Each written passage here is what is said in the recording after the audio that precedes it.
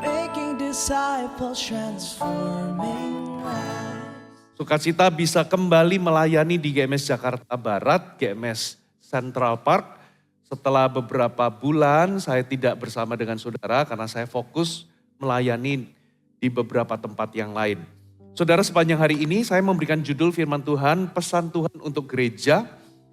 Saya akan bicara dari kitab Wahyu secara berurutan, khususnya surat Yesus Kristus yang diterima oleh pewahyuan dari Yesus yang diterima oleh Yohanes kepada ketujuh gereja.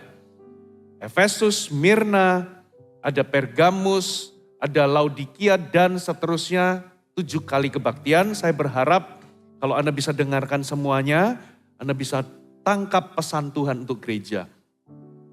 Ini penting saudara karena itu ditujukan kepada gereja yang memang pada waktu itu eksis. Jadi yang tertulis dalam kitab Wahyu itu bukan sekedar simbol atau sebuah penggambaran. Tapi itu adalah gereja sesungguhnya, ada gembalanya dan ada jemaatnya. Dan 7 gereja ini, saudara, pesan Yesus kepada 7 gereja ini sebetulnya adalah core atau inti daripada kekristenan. Kira-kira apa sih pesan Yesus untuk kita? Walaupun hari ini kita beda zaman, tapi itulah sebetulnya yang menjadi pesan Yesus. Kita langsung saja, kita buka Wahyu pasal yang kedua, kita baca ayat pertama sampai ayat yang ke-7. Wahyu pasal yang kedua ayat pertama sampai 7. Tuliskanlah kepada malaikat jemaat di Efesus, inilah firman dari Dia yang memegang ke-7 bintang itu di tangan kanannya dan berjalan di antara ke-7 kaki dian itu. Aku tahu segala pekerjaanmu, baik jeripayahmu maupun ketekunanmu. Aku tahu bahwa engkau tidak dapat sabar terhadap orang-orang jahat, bahwa engkau telah mencobai mereka yang menyebut dirinya rasul, tetapi yang sebenarnya tidak demikian. Bahwa engkau telah mendapati mereka pendusta, dan engkau tetap sabar dan menderita oleh karena namaku, dan engkau tidak mengenal lelah. Namun demikian aku mencela engkau, karena engkau telah meninggalkan kasihmu yang semula. Sebab itu ingatlah betapa dalamnya engkau telah jatuh. Bertobatlah, lakukan lagi apa yang semula engkau lakukan. Jika tidak demikian, aku akan datang kepadamu dan aku akan mengambil kaki dianmu dari tempatnya, jikalau engkau tidak bertobat. Tetapi ini yang ada padamu, yaitu engkau membenci segala perbuatan pengikut-pengikut Nikolaus yang juga aku benci. Siapa bertelinga, hendaklah ia mendengarkan apa yang dikatakan Roh kepada jemaat-jemaat. Barang siapa menang, dia akan kuberi makan dari pohon kehidupan yang ada di taman Firdaus Allah. Saudara, gereja Efesus pada waktu itu, saudara, jemaat di Efesus, yaitu jemaat mula-mula yang ada di Efesus, adalah sebuah gereja besar. Saya bisa katakan itu adalah mega church atau super mega church pada zaman itu. Gereja Efesus dirintis oleh Paulus pada perjalanan misi yang kedua. Lalu dia menyerahkan tongkat pengembalaan itu di tangan anak rohaninya yaitu Timotius. Dan gereja itu berkembang. Waktu surat ini ditulis, penduduk kota Efesus itu kurang lebih ada 250.000. Itu pada zaman itu adalah kota yang besar, saudara. Baik secara perdagangan dan lain sebagainya, saudara. Dan jemaat yang digembalakan oleh Timotius ini, saudara, Anda tahu jemaatnya berapa jumlahnya? 60.000, saudara. Bahkan regional kita digabung aja separuhnya, saudara, satu regional kita. Di zaman itu berarti ini adalah gereja yang sangat dinamis, sangat bertumbuh. Saudara, lalu kalau Anda selidiki dalam surat Yesus ini kepada ke-7 jemaat, saudara akan ada beberapa kesamaan. Yang pertama, saudara, kepada siapa surat ini ditulis? Biasanya akan ditulis dengan kalimat yang sama. Yaitu surat ini dituliskan untuk malaikat jemaat di Efesus, Smyrna, Pergamus, Tiatira, dan lain sebagainya. Siapakah malaikat jemaat di sini?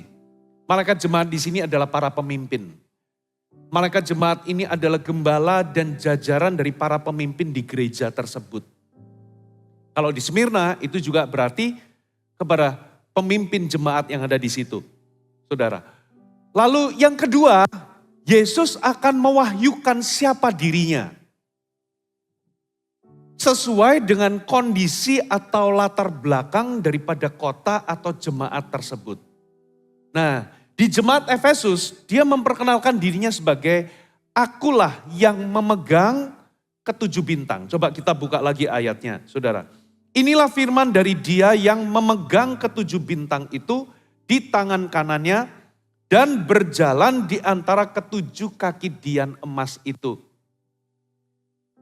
Berarti apa yang dia wahyukan di sini? Saudara harus tahu bahwa dialah Tuhan yang ada di dalam gerejanya. Dia pegang ketujuh bintang itu. Berarti dia memegang para pemimpin dan seluruh jemaat yang ada di dalam gereja.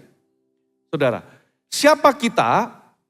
Saudara, itu tidak ditentukan dari saudara keadaan kita. Tapi siapa kita itu ditentukan dari siapa yang memegang kita. Katakan amin. Saudara, saya dulu waktu SMA suka main basket. Tentunya pada zaman saya punya pemain basket yang saya itu look up atau bintang basket pada waktu itu. Namanya Michael Jordan. Saudara, bola basket kalau di tangan saya nggak jadi apa-apa saudara. Mau dijual pun harganya mungkin ya setara lah. Tapi kalau bola basket itu di tangannya Michael Jordan, saudara, atau pernah dipakai sama Michael Jordan, dijual pasti mahal harganya. Siapa kita itu bukan dari jati diri kita sendiri. Siapa kita itu ditentukan dari siapa yang pegang hidup kita. Katakan amin. Kalau kita dipakai Tuhan dan kita dipegang di tangan Tuhan, itulah saudara yang membuat kita itu jadi luar biasa. Katakan amin. Tapi ayat ini juga bicara mengenai dia memegang ketujuh bintang itu. Dan dia berjalan di tengah kaki dian. Kaki dian itu simbol dari gereja. Makanya gereja kalau sudah kehilangan kaki dian, itu artinya gereja sudah kehilangan pelita yang ada 7 pelita itu lambang dari simbol kehadiran atau pekerjaan Roh Kudus. Berarti kalau gereja itu kehilangan kaki dian, itu artinya kehilangan pelitanya atau kehilangan pekerjaan Roh Kudus atau hadirat Allah. Yang membuat gereja itu tidak lagi bisa menjadi terang. Gereja tidak bisa menjadi dampak. Gereja tidak bisa menjadi fungsi kenapa gereja itu ada. Dan Tuhan dia katakan dia berjalan di tengah kaki dian itu. Itu menunjukkan bahwa ada Tuhan di dalam gereja. Katakan amin. Makanya hari ini saya jaga hidup sungguh-sungguh. Saya melayani, saya berdoa supaya saya itu terus menjaga hati setulus mungkin, semurni mungkin. Saya tidak mau aneh-aneh. Saya tidak mau, saudara, di dalam kepemimpinan saya menggembalakan gereja. Saya tidak mau, saudara, hati saya salah, motivasi saya salah, lalu tindakan-tindakan saya juga salah. Kenapa demikian? Anda nggak perlu repot-repot untuk berpolitik untuk menyingkirkan saya. Kalau saya mulai nggak benar. Kenapa? Karena Tuhan sendiri akan menyingkirkan saya. Karena ada Tuhan di dalam gereja. Katakan amin. Siapa saja, kalau kita menyalahgunakan wewenang, atau kita ini mencari keuntungan, atau bahkan dalam tanda kutip, saudara, Anda menindas umat Tuhan atau kepemimpinan Anda itu tidak benar di mata Tuhan. Dengar baik-baik, Tuhan sendiri akan menyingkirkan Anda. Makanya saudara kita ini harus melayani Tuhan dengan takut dan gentar. Katakan amin. Lalu ayat berikutnya apa saudara? Dikatakan begini saudara, ayat 2. Aku tahu segala pekerjaanmu. Katakan aku tahu. Berarti Tuhan itu ada di dalam gereja dan Tuhan itu menilai setiap pekerjaan daripada umatnya. Kabar baiknya adalah Bapak Ibu, kalau Anda melayani, Anda tidak perlu cari perhatian manusia. Halo, amin. Saudara, sebetulnya kita nggak perlu cari pujian manusia. Karena apa? Semua yang kita lakukan, bahkan di belakang layar, Tuhan itu melihatnya. Makanya kita nggak perlu berambisi untuk cari perhatian, pengakuan, atau pujian daripada manusia. Karena apa, saudara? Apapun yang kita lakukan, di depan atau di belakang manusia, Tuhan melihatnya. Katakan amin. Dan di sini Tuhan itu memberikan pujian. Tuhan memberikan sebuah dorongan semangat. Ya, aku tahu pekerjaanmu. Lalu apa saja yang dipuji? Dikatakan begini, baik jeripayamu maupun ketekunanmu, berarti jeripayah kita dan ketekunan kita, Tuhan itu bisa melihatnya. Berarti jemaat ini, jemaat Efesus adalah jemaat yang berjeripayah. Mereka bukan jemaat yang dengan mentalitas penonton. Mereka adalah orang-orang yang siap membayar harga. Mereka tahu artinya berjeripayah. Dan bahkan mereka itu tekun. Beberapa orang itu berjeripayah itu cuma sekali-sekali. Tapi mereka itu berjeripayah itu dengan komitmen. Saudara, ini bukan tipe jemaat yang dengan mentalitas yang penting aku datang di gereja cukup, tapi kalau Tuhan mau pakai, Tuhan utus orang lain. No. Ini adalah orang-orang yang siap untuk bayar harga, mereka kerjakan visi. Saudara, no wonder jemaatnya itu 60.000. Karena semua orang, mereka dilatih untuk melayani. Mereka datang untuk melayani dan bukan menjadi penonton. Lalu dikatakan begini, aku tahu bahwa engkau tidak dapat sabar terhadap orang-orang jahat. Bahwa engkau telah mencobai mereka yang menyebut dirinya rasul, tapi sebenarnya tidak demikian. Bahwa engkau telah mendapati mereka pendusta. Berarti gereja Efesus itu punya nilai dan standar yang sangat tinggi. Bapak Ibu, kita bersyukur kalau di GMS kita itu terus akan menanamkan nilai. Saudara, setiap orang yang melayani tidak bisa asal melayani. Saudara, pasti ada cek dan rechecknya. Anda tidak mungkin bisa melayani tanpa ada rekomendasi dari ketua sel. Karena kita ingin mengenal setiap orang. Jangan sampai yang melayani ternyata istrinya 5. Jangan sampai yang melayani ternyata mereka punya kehidupan ganda. Saudara, itulah sebabnya setiap orang yang melayani pasti harus pertama-tama mereka itu harus ikut di dalam kelompok kecil, kelompok sel, connect group kita. Dan kita akan lihat mereka dari perkara-perkara kecil. Bahkan kita harus mengenalnya. Memang gak ada seorang pun yang sempurna. Yang kita cari bukan kesempurnaan. Tapi yang kita cari adalah apakah seseorang itu menghidupi nilai. Katakan amin. Dan mereka, jemaat Efesus itu punya standar nilai yang begitu tinggi.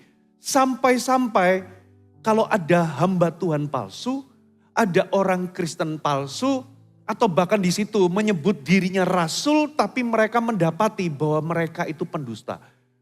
Bayangkan betapa nilai mereka itu begitu kuat sampai-sampai kalau ada hamba Tuhan palsu ada di tengah-tengah kita, langsung ketahuan. Ada orang Kristen palsu, langsung ketahuan. Berarti ini jemaat luar biasa. Makanya tidak mengherankan kalau gereja ini bertumbuh menjadi super mega church pada zaman itu. Saudara. Lalu apalagi saudara yang dipuji? Saudara. Dan engkau tetap sabar dan menderita oleh karena namaku dan engkau tidak mengenal lelah. Luar biasa ya. Saudara, mereka itu sabar bahkan di tengah penderitaan, di tengah proses. Lalu dikatakan engkau tidak kenal lelah. Somehow ada sesuatu yang ada motivasi dari dalam yang bisa mendorong mereka itu tidak menjadi gampang lelah atau gampang menyerah. Mereka itu gigih. Mereka kalau punya visi, mereka akan kejar sampai visi itu betul-betul terjadi dan menjadi kenyataan. Di dalam CG, kalau Anda punya visi, saudara, Anda harus tahu bahwa kalau ada visi pasti ada rintangan dan hambatan. Kalau Anda mulai berani mencetuskan visi, pasti ada sisi kemustahilan. Pasti ada hambatan. Tapi yang Tuhan mau adalah, Bapak Ibu, Anda tidak mudah menyerah. Banyak orang itu mudah menyerah. Saudara, mereka meletakkan visi atau menguburkan impian mereka. Saudara, karena mereka itu punya iman, mereka punya harapan. Saudara, itu segala sesuatunya instan dan cepat. No. Kalau segala sesuatu nggak menjadi mudah, kegigihanlah. Orang yang tidak kenal lelah lah yang akan melihat visi itu terjadi. Katakan amin. Lalu apa pujian yang lain? Kita lompat di bagian ayat-ayat terakhir. Pujian yang lain. Dikatakan apa saudara? Mereka itu membenci perbuatan dari, apa saudara?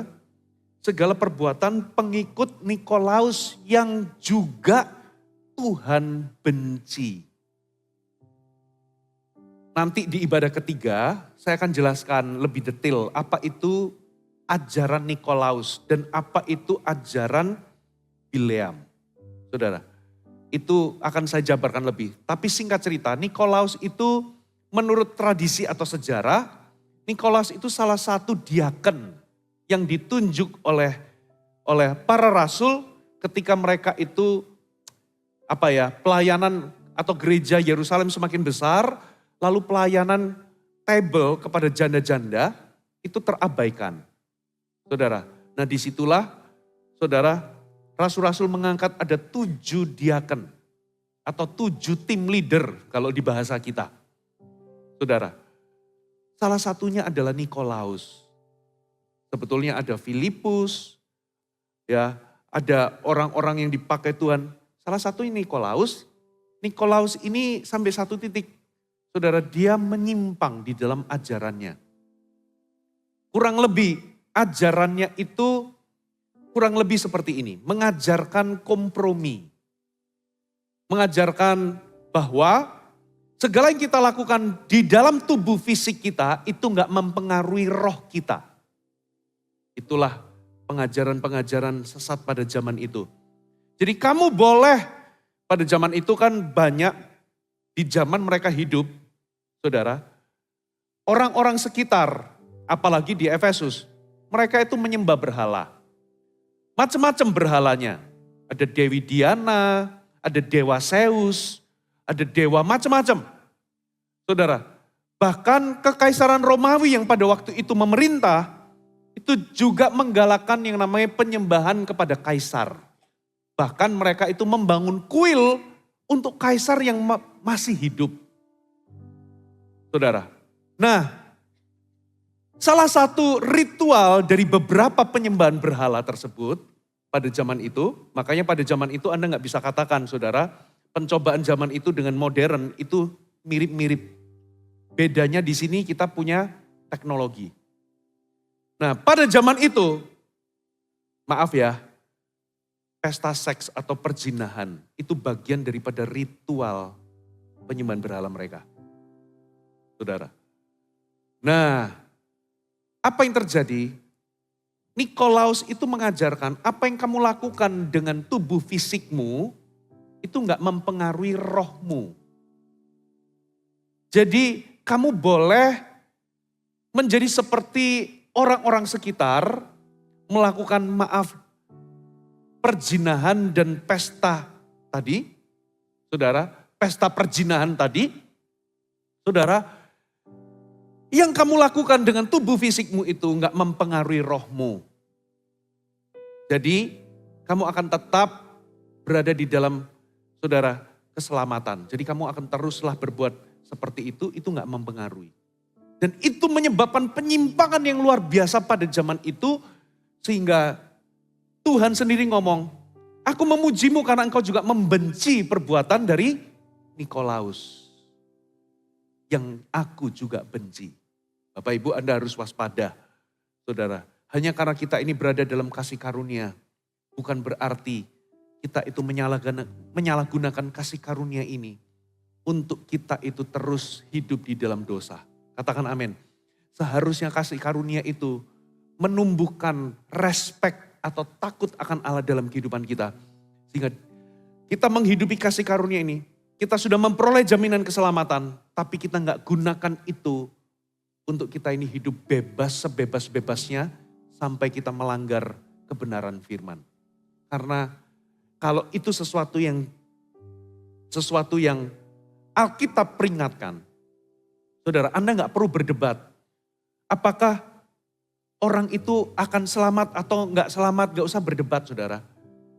Sederhananya begini, kalau iman Anda itu sejati, Anda lahir baru, pasti hasilnya adalah pertobatan. Katakan amin.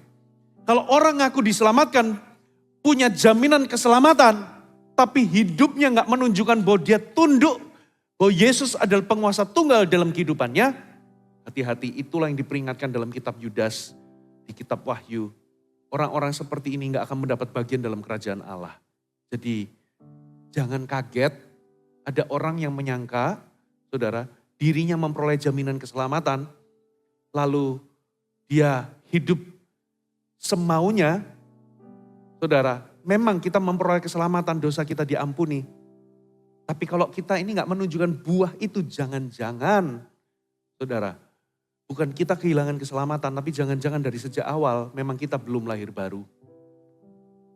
Saudara, ada amin? Nah, sekarang saya masuk ke poin yang sesungguhnya, saudara. Gereja Efesus itu dipuji oleh Tuhan. Dan Tuhan itu melihat perbuatan mereka.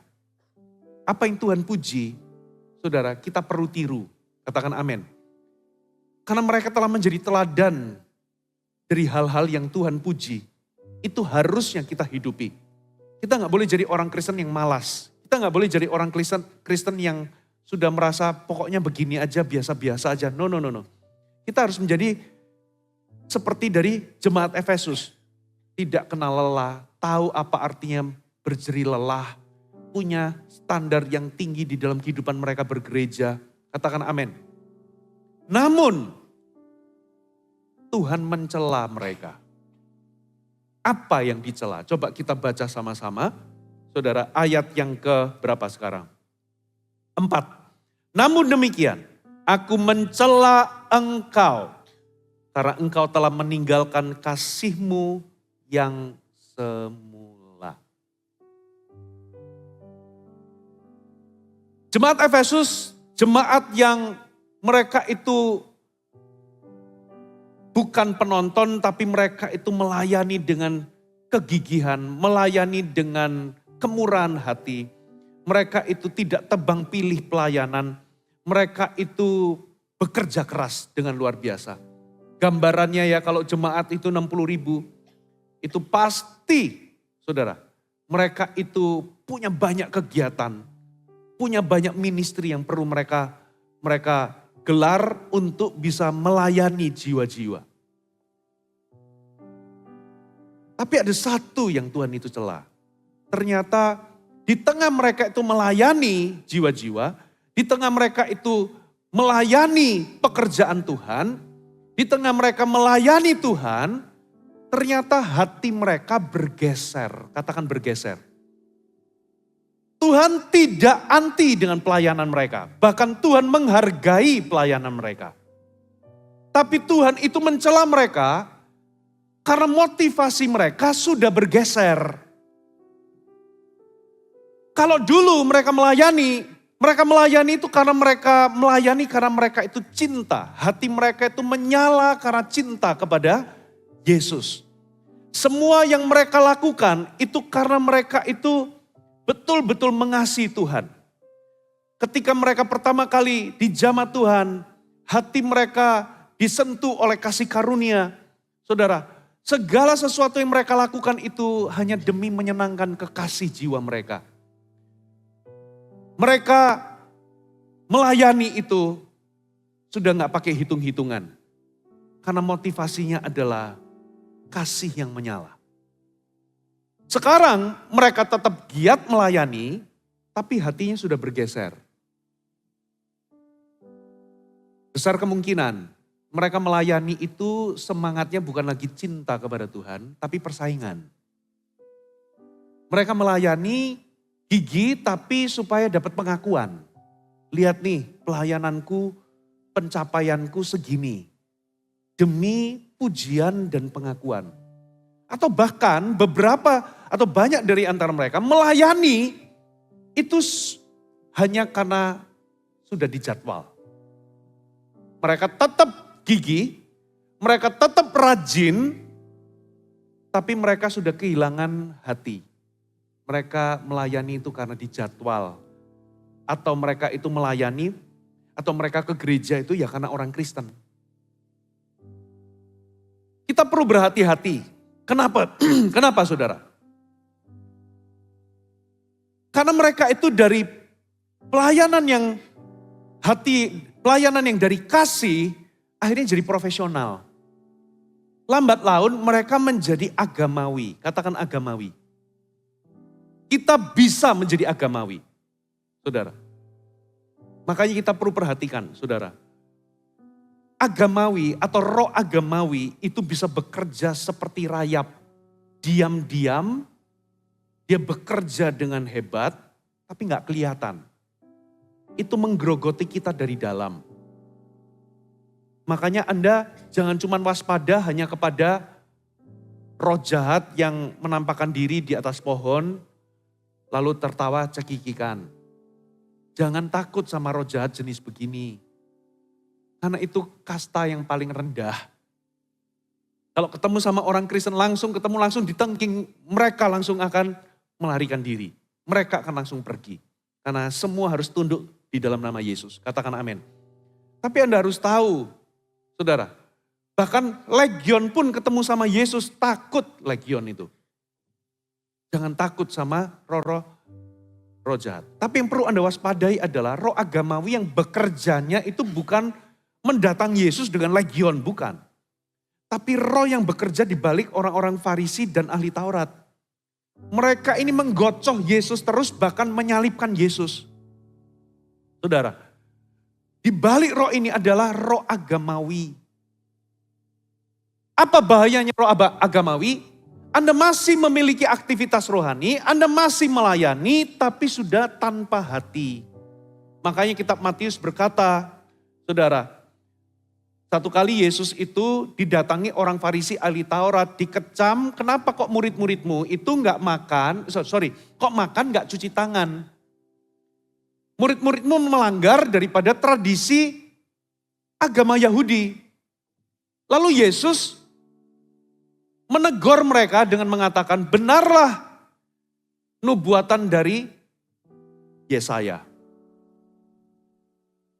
Bangsa ini memuliakan aku dengan bibir, tetapi hatinya, apa saudara? Menjauh daripadaku. Percuma mereka beribadah kepadaku, sementara yang mereka kerjakan semuanya adalah perintah manusia atau tradisi. Dengan kata lain, mereka kelihatannya beribadah, mereka punya aktivitas rohani, mereka memuliakan Tuhan dengan aktivitas mereka, tapi tanpa hati. Semua yang dilakukannya itu hanyalah perintah manusia atau alias tradisi atau rutinitas. Saudara, makanya hati-hati Anda ke gereja, Anda melayani. Saudara, hati Anda bisa bergeser, bukan lagi karena cinta Anda membara kepada Tuhan, tapi rutin hanya karena dijadwal. Rutin karena Anda orang Kristen. Anda datang di gereja tapi sudah gak ada lagi hati, gak ada lagi kerinduan. Itu namanya roh agamawi, Bapak Ibu. Apa berikutnya? Manifestasi berikutnya adalah Anda punya aktivitas, saudara, tapi gak ada kuasa. Anda ikut seminar doa tapi Anda gak berdoa. Anda baca Alkitab tapi gak ngalami kuasa daripada firman. Anda ke gereja gak ngalami hadirat Allah. Anda dengar firman, hidup Anda gak diubahkan. Benarlah kata Timotius, banyak orang menjalankan ibadahnya secara lahiriah tapi memungkiri kuasanya atau kekuatannya.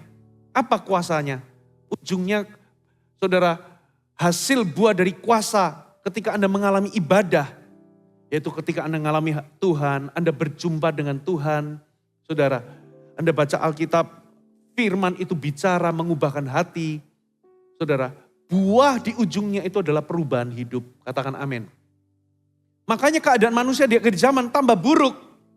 Manusia mereka beribadah, tapi yang cinta uang tetap cinta uang. Mereka tetap garang, mereka tetap memfitnah, mereka dikatakan apa saudara? Suka menipu, suka berbohong, mereka nggak tahu artinya mengasihi, mereka tidak tahu artinya berterima kasih itu mengucap syukur kepada Tuhan, suka mengeluh, suka menggosip. Saudara nggak suka yang baik, kata Alkitab lebih menuruti hawa nafsu daripada menuruti Allah. Lalu di ayat 5, secara lahiriah mereka beribadah, tapi memungkiri kuasa dari ibadah.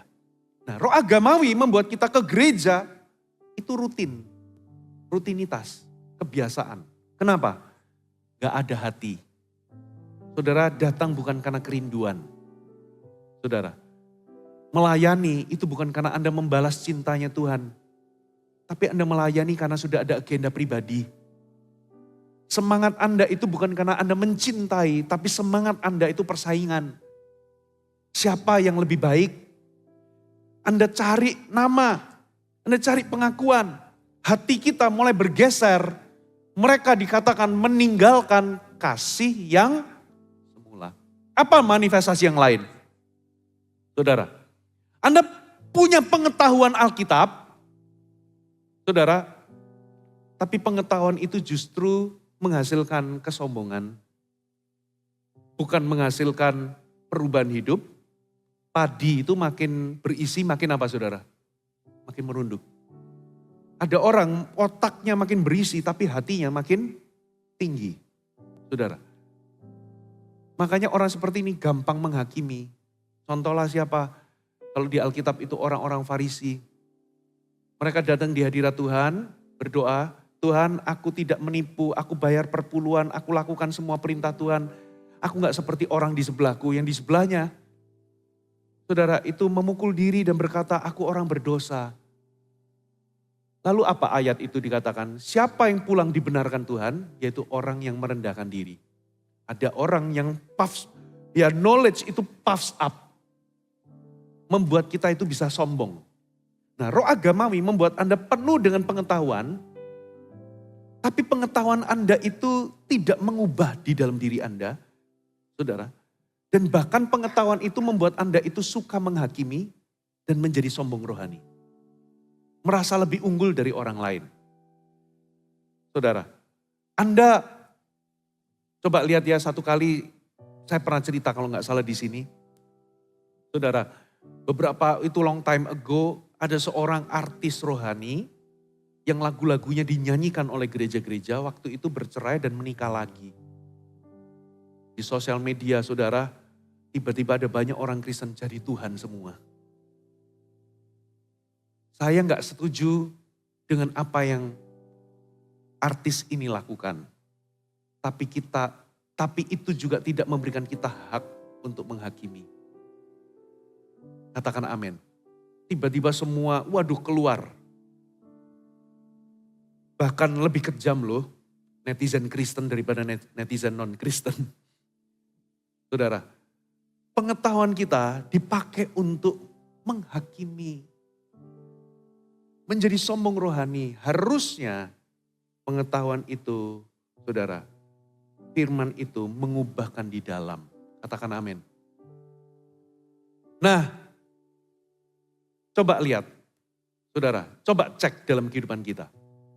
Apakah kita ini, saudara, rajin, tapi kita sudah kehilangan hati. Coba perhatikan. Alkitab itu berkata, mereka dikatakan meninggalkan kasih yang semula. Katakan meninggalkan. Bukan kehilangan. Saya ulangi ya. Banyak orang kan ngomongnya, aku kehilangan cinta mula-mula. No. Alkitab berkata bukan kehilangan tapi meninggalkan. Apa arti dari meninggalkan? Saudara. Dari bahasa aslinya kata meninggalkan itu punya arti Anda itu melepaskan dengan sengaja.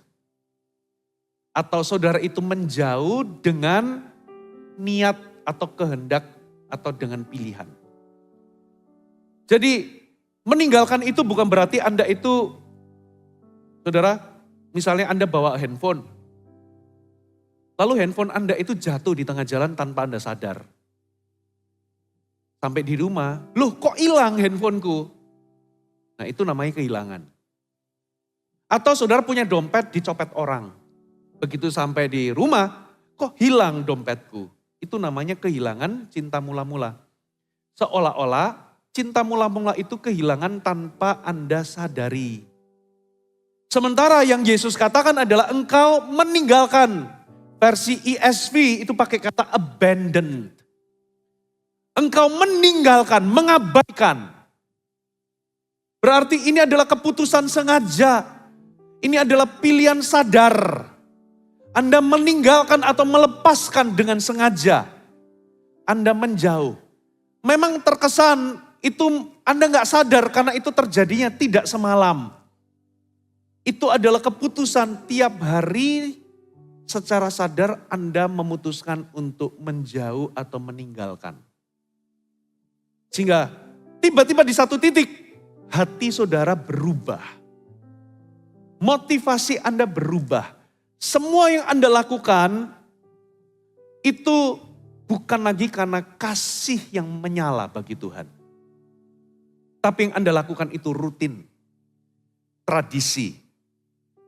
Yang Anda lakukan hanyalah sebatas kebiasaan, saudara. Dan di titik ini hati saudara menjadi dingin. Apa yang Tuhan, saudara, apa yang Tuhan firmankan untuk kita bisa pulih? Ada 3 hal. Coba kita baca ayat berikutnya, saudara. Ayat yang kelima, dikatakan begini. Sebab itu, ingatlah betapa dalamnya engkau telah jatuh. Yang pertama, remember. Katakan remember. Tuhan ingin Anda ingat. Katakan ingat. Berarti saudara, kita diminta untuk coba ingat kembali ketika pertama kali Tuhan menjamahmu. Coba ingat kembali, ini adalah seperti seorang suara mempelai pria yang kehilangan mempelai wanitanya. Mempelainya masih ada, tapi ada sesuatu yang salah. Ini adalah seorang mempelai pria yang kesepian. Coba ingat kembali. Dulu ketika Anda ke gereja, Anda ke gereja itu karena kelaparan dan kehausan, karena kerinduanmu. Ingat kembali, waktu dulu Anda baca Alkitab itu bukan karena didorong-dorong, bukan karena terpaksa, tapi karena Anda haus. Ingat kembali ketika Anda begadang malam-malam baca Alkitab, bangun pagi-pagi untuk menyembah Tuhan, dan semua Anda lakukan itu karena Anda ingin mengenal kekasih jiwa saudara. Coba ingat dulu waktu Anda melayani. Anda melayani itu dengan murni. Anda melayani dengan sukacita. Tapi sekarang coba lihat, saudara, bukan lagi sukacita tapi beban. Karena semuanya, saudara, Anda lagi cari pengakuan, Anda cari pujian. Saudara, itu semua hanya karena persaingan. Makanya Anda mudah marah, kenapa yang sana dipuji, aku gak dipuji. Yang sana dapat penghargaan, kenapa aku enggak. Yang sana dapat banyak tepuk tangan, dapat sorotan, kenapa kok aku tidak. Anda mulai membandingkan diri dan Anda kehilangan sukacita melayani, itu semua jadi beban. Beberapa orang merasa dimanfaatkan, kok aku dijadwal 5 kali, sementara yang lain kok jarang, sebulan kok cuma sekali, aku kok 5 kali. Anda mulai membandingkan, pelayanan jadi hitung-hitungan, untung rugi. Dulu Anda melayani, saudara, apapun Anda lakukan untuk menyenangkan hati kekasih jiwa saudara, yaitu Yesus. Tuhan suruh Anda ingat. Lalu dikatakan bukan hanya ingat, tapi dikatakan apa? Ingatlah betapa dalamnya engkau telah jatuh. Maksudnya apa? Ingat di sini itu bukan cuma mengenang saja, tapi Anda suruh menyadari. Kita disuruh mengingat, itu disuruh membandingkan dengan kondisimu sekarang, itu seperti apa. Ternyata kok sekarang Anda dingin. Saudara, Anda dengar firman dulu 5 kali khotbah, 7 kali khotbah. Anda mendengar itu dengan mata berbinar-binar karena Anda menghargai setiap firman itu bagaikan tetesan madu bagi jiwa. Tapi sekarang Anda pilih-pilih pembicara. Kalau pembicara tertentu, Anda oke masih dengar, tapi kalau ada pembicara tertentu, Anda nggak dengarkan. Saudara, Anda baca firman sudah nggak lagi berbunyi firman itu karena Anda lakukan itu cuman hanya sebatas ya udah pokoknya aku baca cepet-cepetan. Nggak ada kerinduan untuk Anda melihat. Anda disuruh sadari keadaan saudara. Sekarang Anda melayani, masih melayani. Tapi hatimu sudah bergeser. Ingat. Saudara, makanya Bapak Ibu ada 5 gejala. Seseorang yang meninggalkan kasih yang semula. Yang pertama saudara. Yang pertama, coba munculkan. Menurunnya waktu-waktu teduh pribadi bersama dengan Yesus.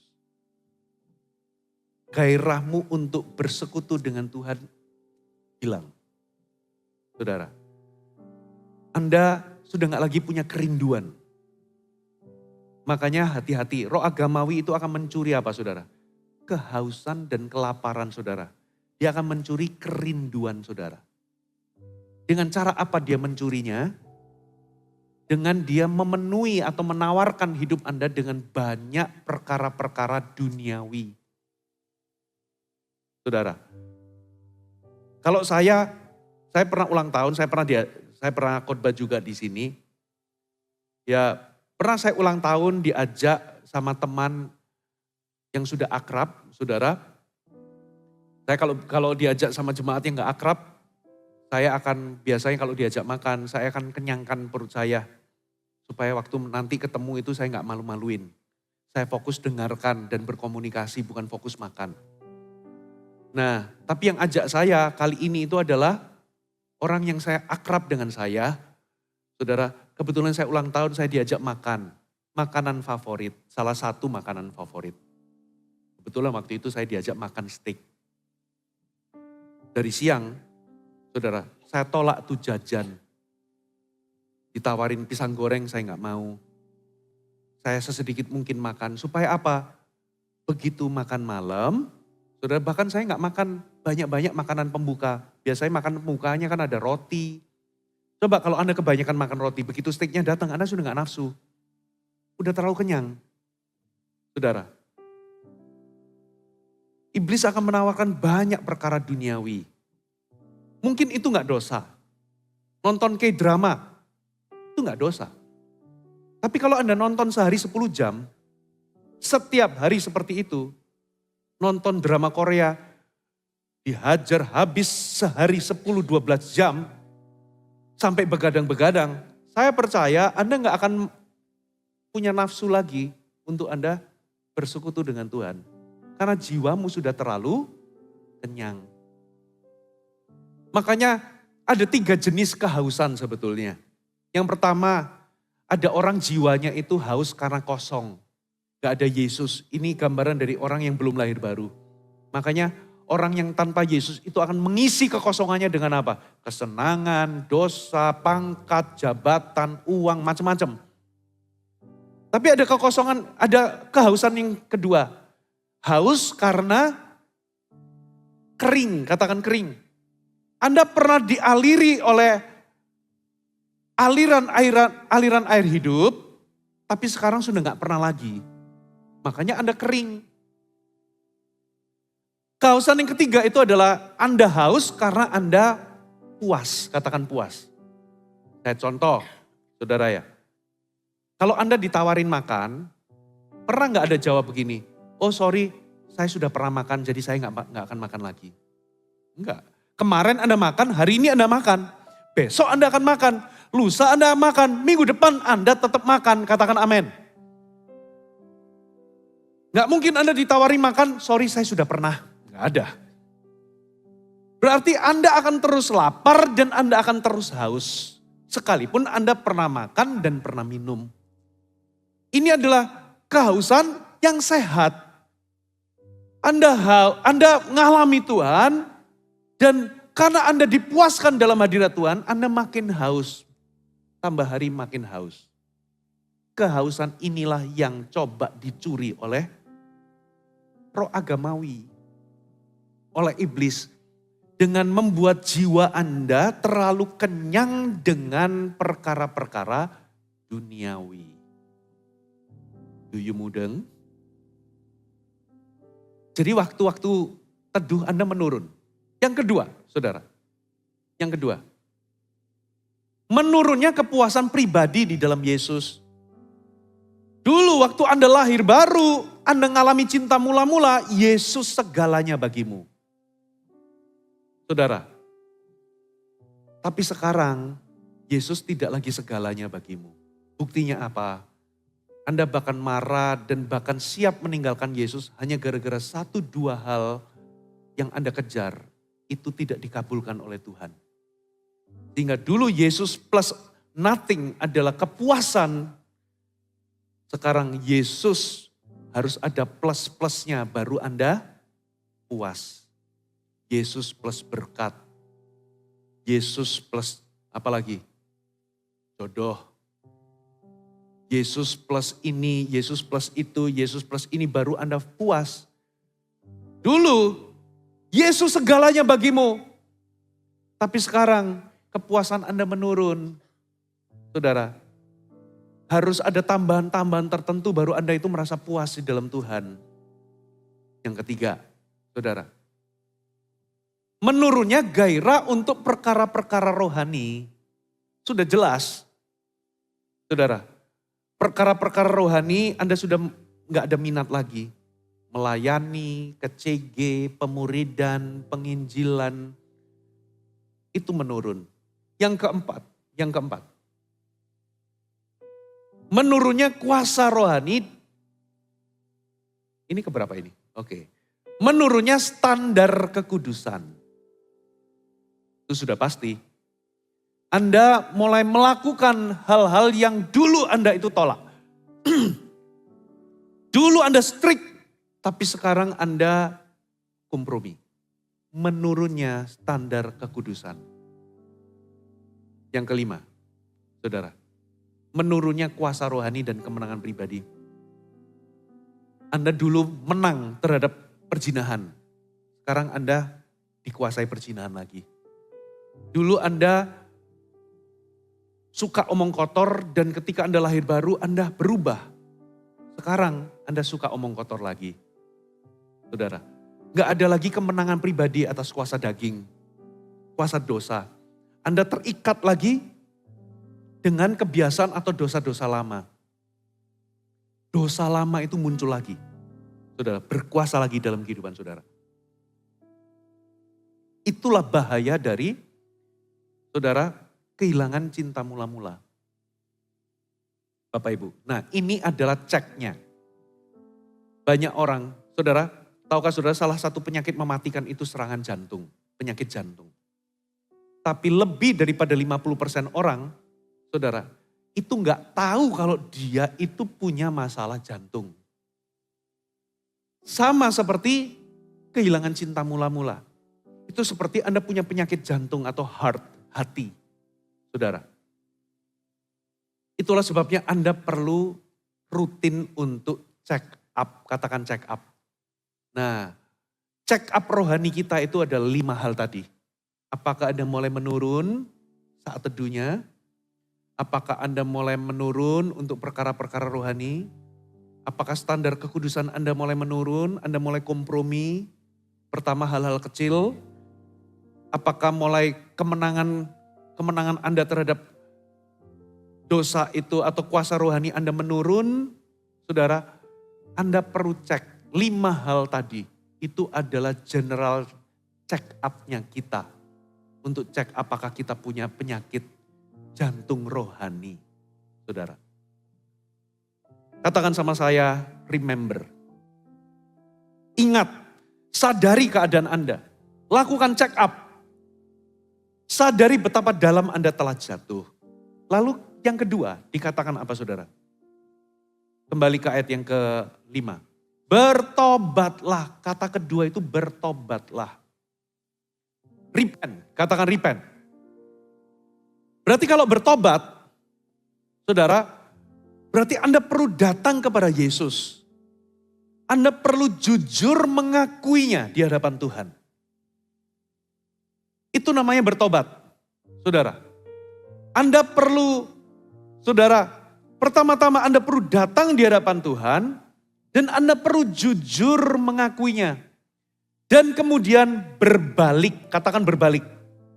Karena pertobatan bukan pertobatan kalau tidak ada tindakan berbalik. Memang pertama-tama pertobatan itu harus pertobatan hati. Karena dosanya mereka itu awalnya adalah dosa hati. Tapi dari hati itu harus dilanjutkan kepada tindakan. Kita perlu berbalik, katakan amin. Karena kalau cuma hati saja, apa bedanya dengan penyesalan? Banyak orang sampai di titik penyesalan tapi nggak betul-betul sampai di pertobatan. Saudara. Lalu yang ketiga dikatakan apa saudara? Coba munculkan return. Return itu apa saudara? Dikatakan begini, bertobatlah dan lakukan kembali apa yang semula engkau lakukan.